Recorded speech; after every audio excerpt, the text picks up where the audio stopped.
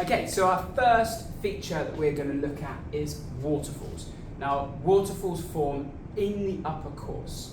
Now, waterfalls and other upper course landforms are mainly formed through erosion. And in the upper course, we experience mostly vertical erosion. So that means that the erosion is eroding downwards. Now, the most important thing to know about waterfalls is that they form when we have a layer of hard rock that then goes into soft rock. This is our soft rock here.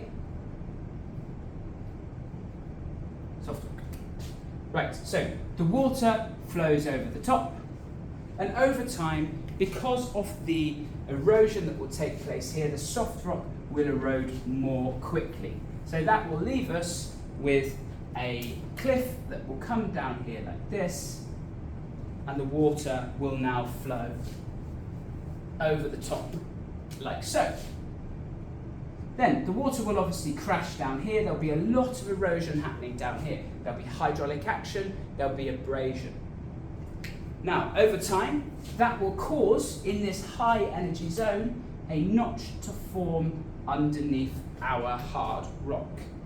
That leaves this layer of hard rock unsupported. It does not have anything underneath that's keeping the weight up. And so over time, this will collapse. Then, after this collapses, it will retreat. And the waterfall will move back to this location here.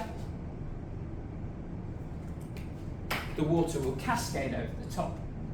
And this process will continue over and over again until the waterfall retreats back and back and back, and it will create a gorge, which is what is left behind when we have two tall valley sides where the waterfall has moved back and back and back.